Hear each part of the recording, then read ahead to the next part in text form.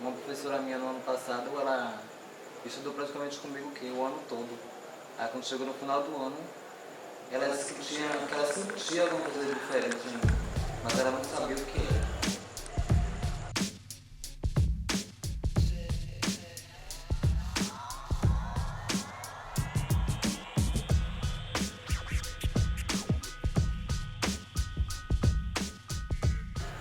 Eu fiquei sem reação do que responder a ela.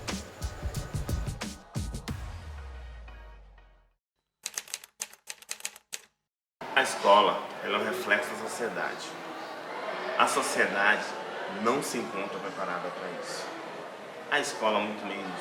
Os professores que aqui estão, eles fazem parte desse pensamento heteronormativo que diz que existe uma única forma de se pensar a sexualidade, de se viver a sexualidade. Logo, o espaço da escola reproduz essa heteronormatividade. São poucos os professores que se encontram em condições de estabelecer uma discussão, estabelecer uma relação pautada em outro parâmetro, que não seja da heteronormatividade. Quando vocês me convidaram para a participação desse vídeo, eu lembrei logo de um episódio interessante. Acho que ano retrasado, eu não era estudante da UFBA ainda, mas eu vim assistir uma disciplina do curso de psicologia junto com uma amiga. Aí o que houve nessa aula? A professora levou um texto falando sobre o espaço escolar e o texto defendia que em alguns bairros periféricos a escola era um ambiente mais seguro para aquelas crianças do que a rua. Ok, essa relação ela está correta, né? Há uma variedade de violências que ocorrem quando aquele sujeito ele não tem acesso à escola, ele, não sei, ele, sei lá, pode se vincular com tráfico, roubo, etc. Existem uma série de violências que podem ocorrer dentro desse sentido. Mas o artigo, ele começava a idealizar a escola, um espaço onde ele não sofria absolutamente nenhuma forma de violência, onde havia proteção dos professores, da direção, do corpo da direção, do resto dos funcionários.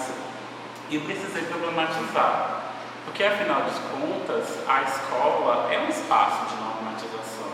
Normatização dos nossos corpos, normatização de nossas subjetividades. Se nós formos olhar para o material escolar hoje, o que é representado no material escolar didático?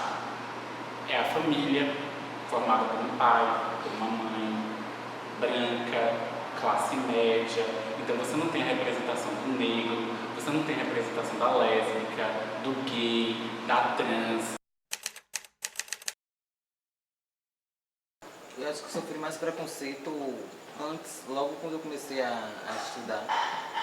Sim, porque se eu disser que não sofri preconceito, eu estaria mentindo, né? Mas hoje em dia eu acho que o preconceito é menos. Porque hoje em dia o mundo está mais aberto às opções.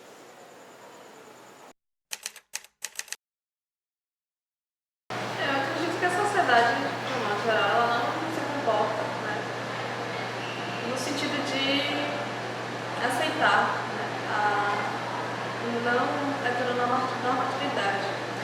Mas acho que na escola, por ser um espaço mesmo, em que os alunos eles estão ali em momentos de descobertas, né, desde a infância até a adolescência. Então, isso acaba saltando aos olhos das pessoas, sobretudo dos colegas, dos professores. E, de um modo geral, o que se tenta fazer é homogeneizar sempre, né? Você tem uma norma em termos de sexualidade, também de gênero, né? De que você nasce com um sexo, né? Você precisa se comportar daquela forma, né? Como um homem, uma mulher, um menino, uma menina. Ou então todas as relações devem ser pautadas, né, de acordo com o seu sexo também. E isso limita um pouco as pessoas, sabe? Eu convivi com alunos que sofreram imensamente por serem rechaçados em sala, né? Existe uma ideologia de gênero, que os conservadores dizem que é uma ideologia homossexual, mas a ideologia ela na verdade é heterossexual. Porque porque a escola ela faz uma propaganda que é heterossexual e ela está em todos os espaços da escola. Está na cor da farda que você veste. Quando você faz um trabalho de escola, você vai dividir entre grupo de meninas, grupo de meninos. A menina ela tem que se comportar de uma determinada maneira. A escola é um ambiente de modificação em tese, porque na sua construção ela é um ambiente de conservação. Eu acho que os professores, eles sabem, eles não discordam, mas eles também não concordam. Há um distanciamento um pouco maior, porque fica todo mundo nas suas salas fazendo coisas e acabam não conseguindo perceber que naquele momento, né, e naquele espaço, que em tese é plural, né, não é acolhedor, e não é plural para todo mundo. Lá em Jequié, ainda nas escolas públicas, eu lembro das experiências traumáticas que eu tive, tanto do corpo diretivo e como dos outros alunos também. Eu era afeminada, eu era aquele aluno que o professor fazia piada dos maneirismos, da voz fina, da mão que se movia de uma maneira de estar afeminada, etc. Então, assim,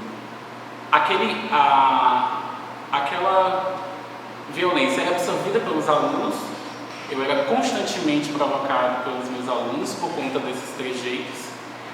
Acho que é interessante observar que eu não tinha me assumido viado, mas eu já era classificado quanto viado por conta dos meus trejeitos. Então, eu aprendi o que é viado com os meus coleguinhas de sala, porque eles me classificavam dessa maneira, me definiam dessa maneira. Essa coisa do bullying mesmo, né, que é um guarda-chuva enorme que às vezes cobre inúmeros preconceitos, né, preconceitos de gênero, preconceitos de sexualidade. E isso faz com que as crianças, né, sejam expulsas da escola. Em alguns momentos, eu percebi que alguns alunos, eles abandonavam, né, a vida escolar e iriam estudar à noite também, por ter que se dedicar a trabalhar, né, sem contar os alunos que foram expulsos de casa por algum motivo. Uma vez uma amiga minha, ela foi tão, sabe, abusaram tanto ela, que foram seguindo ela até em casa, chamando ela de bicha, gay, essas coisas. Até em casa, foram atrás da escola até em casa. E não foi só uma pessoa, foi mais de 3, 4, 5 pessoas. Então, em tese, a escola deveria ser o espaço, assim como a universidade, do pensamento livre. Mas se a universidade, que é o espaço mais avançado, tem dificuldade de ser espaço do pensamento livre, a escola, que está na ponta do processo da reprodução, tem muito mais dificuldade. Mas o governo do estado tem apresentado cursos, tem apresentado alguns trabalhos que podem ser feitos nesse sentido. Nós temos tido alguns avanços legais, como por exemplo a questão do direito ao nome social na escola. A diretora me ajudou muito. E aí os professores também ouviram ela. Quando cheguei na sala, os professores já tinham trocado meu nome tudo certinho na caderneta, tudo certo. Mas isso foi esse ano, que ano passado eu chegava, chamava o meu outro nome na escola. Aí logo no começo do ano mesmo foi aquela agonia, né? Eu sentava lá na sala na frente, aí quando foi chamou fulano.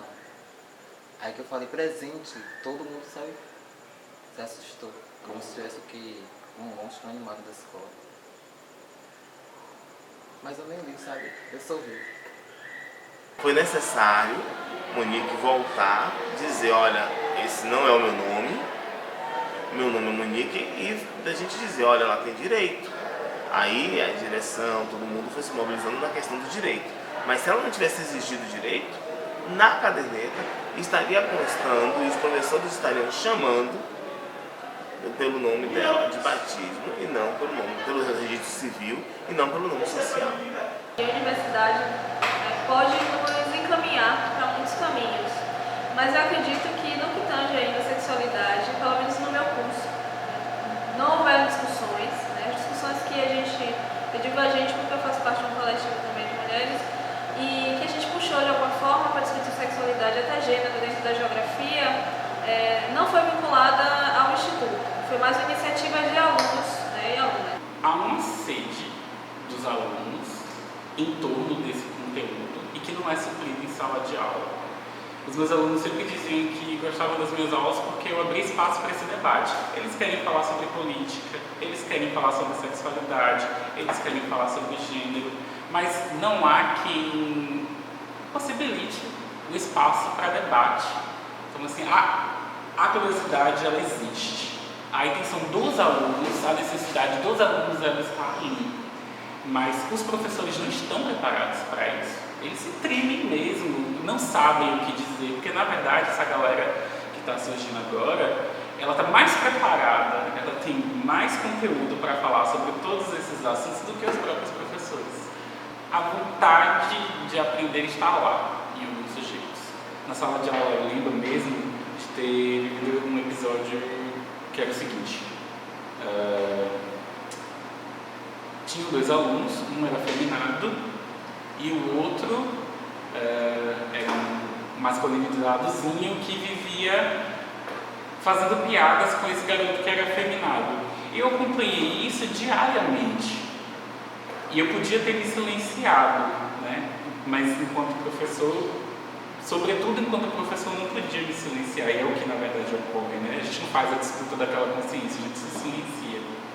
E aí teve um dia que a gente fica com medo, né, do que o corpo de professores vai dizer, do que a direção vai dizer, mas eu tive coragem para debater aquele assunto na escola. Eu falei, olha, vem cá, por que você está fazendo piada com fulano porque ele é afeminado? Me explica, qual é o seu preconceito? Por que você acha que isso é uma ofensa? E aí ele me explicou, a gente conversou, etc. Aí eu dei voz ao outro aluno que era afeminado e pedi para ele explicar como é que ele se sentia. E aí eu comecei a falar que essa é uma forma de preconceito, que as pessoas devem ter liberdade para se comportar da maneira que elas gostem, o fato dele ser afeminado não determina a sexualidade dele, ele pode ser um heterossexual que tem maneirismos, e tratei uma série de coisas. Esse aluno ficou sem falar comigo por 2 aulas. Depois ele voltou a falar comigo normalmente. Eu tive que me despedir da escola, que eu estava trabalhando para realizar outras atividades em outros espaços. E no último dia de aula ele resolveu se manifestar. Ele falou, professor, hoje eu entendo por que você falou aquilo para mim. E eu queria pedir... Não sei porque na época foi muito forte para mim. E eu quero pedir desculpas ao fulano de tal, porque eu disse aquelas coisas para ele, mas eu já compreendo bem o que isso quis dizer para mim. E ele me abraçou e depois abraçou esse aluno. E foi um momento muito emocionante. Eu sou Monique, tenho 19 anos e eu acho que o mundo deveria mudar o pensamento sobre as transexuais, sobre os gays, sobre as lésbicas. Porque, como todo mundo fala, né? O mundo muda e o mundo gira. Perceba o outro de forma, sabe, mais bonita, sem pensar em rótulos. E sinta, se aproxime das pessoas pelo que você sente por elas e tal, e não as julgue sem conhecê-las. Acho que isso é mais importante do que talvez fazer uma prova ou tomar um curso. A gente pode, sei lá, entender 1000 coisas, decorar 1000 leis, a LDB tá aí para a gente não aplicá-la, né? E, no entanto, talvez seja uma questão só de realmente perceber o outro quanto ser humano, que merece tanto ar, o sol, quanto eu e você. Que não é a palavra das pessoas que vão mudar minha opinião e deixar de ser o que eu sou. Que eu sou melhor que isso. É muito difícil tentar dizer para o outro qual é a melhor postura. O que eu posso dizer para os meus companheiros de classe é se abram. Se abram sem medo para se relacionar. Deixe que os seus preconceitos venham à tona, porque só na consciência plena deles é possível corrigir. Então, não esconda, não se finja legal. Se relacione e se descubra. Se descubra e a partir daí aprenda a conviver. Quando nós falamos sobre gênero e sexualidade na escola, ela é tratada enquanto ideologia de uma forma pejorativa. Ideologia no sentido de que, para os professores conservadores, é uma doutrinação. Nós ensinamos os sujeitos a serem homossexuais, ensinamos os sujeitos a serem trans e travestis. Então é uma ideia que precisa ser desconstruída a partir da formação do professor. Não é simplesmente a escola montada, aquela instituição. É uma necessidade que precisa ser alterada na sua origem. Porque enquanto o professor está sendo formado na graduação, ele não trabalha com essa perspectiva. E nós sabemos que dentro da sala de aula dos cursos de licenciatura, há um grande número de alunos que tem da religião cristã, de base cristã e etc. Então, com esses alunos, vem uma quantidade de conservadorismo que é enorme. Então, a ideia, a formação desse professor